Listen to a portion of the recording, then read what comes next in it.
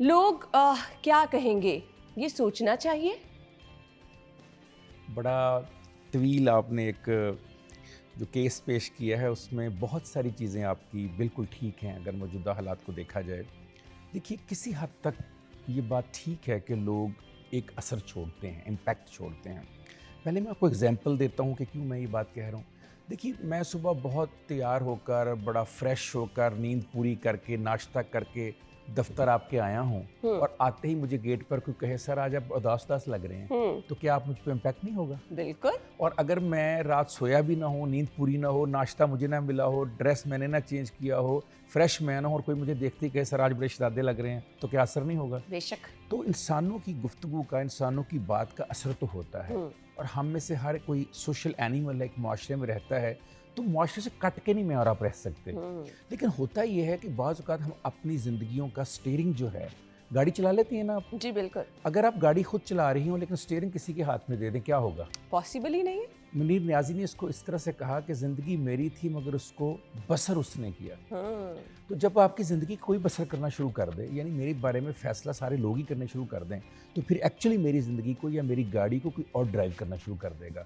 اس حد تک بات ٹھیک ہے کہ معاشرے کے، کلچر کے، دین کے، رہن سہن کے، تہذیب کے مطابق مجھے اور آپ کو چلنا ہے.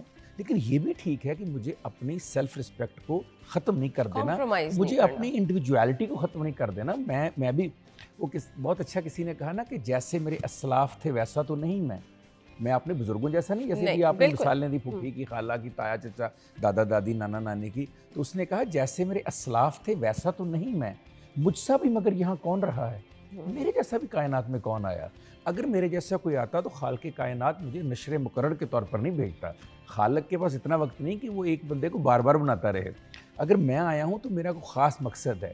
اقبال نے کہا تھا درد دل کے واسطے پیدا کیا انسان کو، ورنہ اطاعت کے لیے کچھ کم نہ تھے کرو بیان. ہر شخص نے درد دل کے لیے آنا ہے. میں نے اپنا کرنا، آپ نے اپنا کرنا. میں اپنے ارد گرد کے ماحول کا ذمہ دار ہوں، آپ اپنے ارد گرد کے ماحول کے ذمہ دار ہیں. مگر کچھ لوگ ایسے ہوتے ہیں جو فیصلہ کرتے ہیں کہ وہ دنیا کی ہر چیز کے ذمہ دار ہیں. وہ لوگ جن کے بارے میں آپ نے کہا کہ لوگ کیا کہیں گے.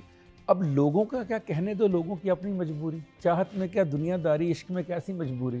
اب لوگوں کا پرابلم یہ ہے کہ جن کے پاس کچھ نہیں ہوتا وہ کہنا چاہتے ہیں. کاشف فراز صاحب، ہم ان لوگوں کی باتوں کو، وہ میں ڈپریشن سے ریلیٹ کرنا چاہ رہی ہوں نا، ہم سر پہ سوار کر لیتے ہیں ہم نہ چاہتے ہوئے بھی. اب دیکھیں نا، اب ان لوگوں میں رشتہ دار بھی ہیں، اب ان لوگوں میں میرے گھر کے افراد بھی ہیں. اگر میں کسی کی بھی پرواہ نہیں کروں گی تو میں اکیلی کیسے جیوں گی؟ ٹھیک بات ہے آپ کی. دیکھیے دیکھنا چاہیے کون کہہ رہا ہے.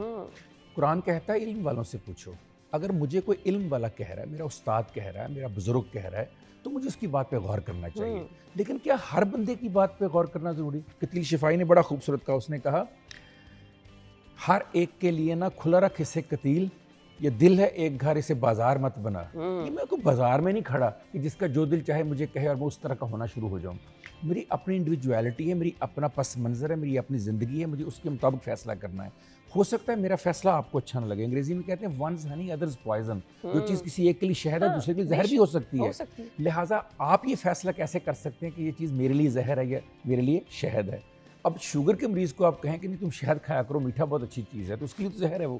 لہٰذا لوگوں کی بات سننے سے پہلے غور کر لیں کون کہہ رہا ہے، اس کا سٹیٹس کیا ہے، اس کا علم کیا ہے، اس کی سوسائٹی میں حیثیت کیا ہے، یہ کس وجہ سے کہہ رہا ہے، اس کا بیک گراؤنڈ کیا ہے، اس کا پس منظر کیا ہے، اس کی وجوہات کیا ہے، اس کا امپیکٹ کیا ہے، اس کا ایفیکٹ کیا. تبھی آپ اس بات کو غور کریں. لیکن ہمارے یہاں ہوتا یہ ہے کہ کیونکہ ہم لوگ بچپن سے سیکھ کر سنتے آئے ہیں کہ دوسرے کیا کہیں گے. ہم لباس پہنتے ہیں یہ سوچ، ہمارے پیرنٹس بچپن میں کہ وہ تمہارے انکل بڑے خوش ہوں گے، تمہاری انٹی بڑی خوش ہوں گی، تمہارے دادا بڑے خوش ہوں گے. لوگوں کو خوش کرنے کا تو ہم بچپن میں جوتے پہنانے خوش کرنے کے لیے، رزلٹ آنا خوش کرنے کے لیے، کھانا خوش کرنے کے لیے، صحت بنانی خوش کرنے کے لیے، واک کرنا خوش کرنے کے لیے، شادی بیاہ فوتگی پہ جانا خوش کرنے کے لیے. یعنی ہم نے تو بچپن میں بچے کو تربیت یہ دی کہ تم جو کرتے ہو وہ دوسروں کی خوشی کے لیے کرتے ہو.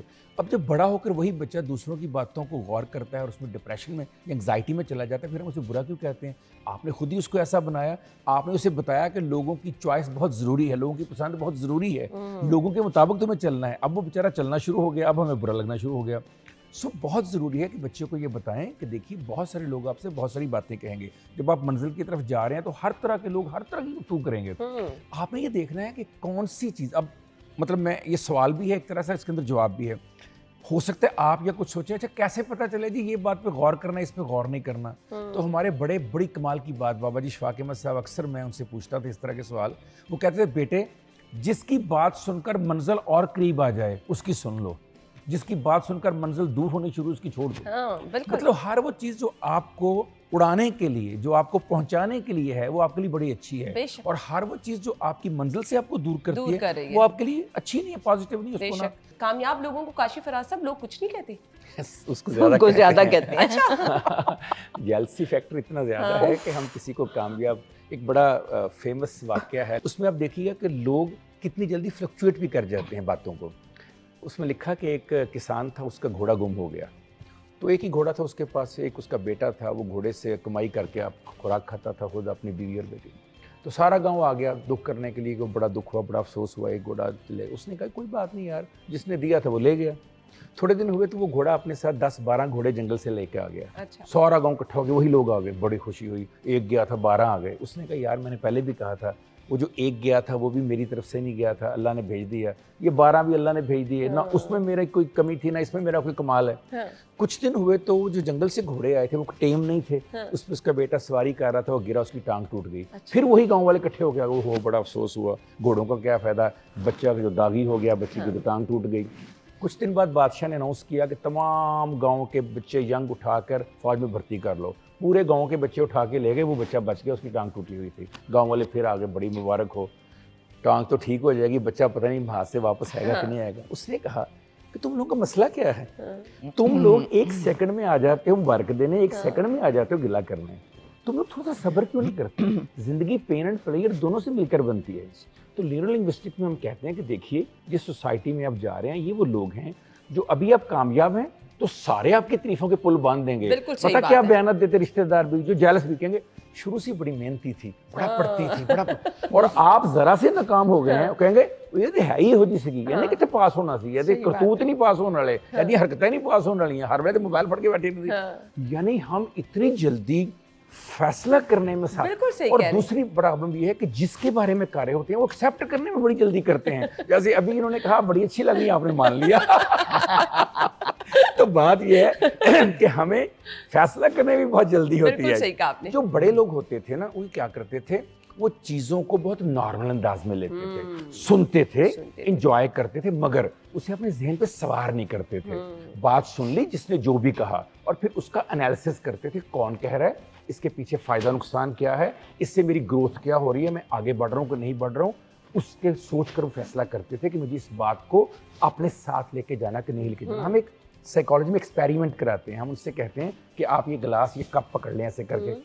तो हम कहते हैं कितनी देर पकड़ेंगे आप, 1 मिनट पकड़ लेंगे, कहते हैं यस। हमने कहा आधा घंटा, कहते हैं कर लेंगे, थक जाएंगे, मगर 1 घंटा ज़्यादा थक जाएंगे, 2 घंटे का। ये जो गिलास है ना, ये जिंदगी की, लोगों की बातें भी ऐसे ही होती हैं। अगर आप इनको उठा के चलना शुरू कर देंगे आप थक जाएंगे।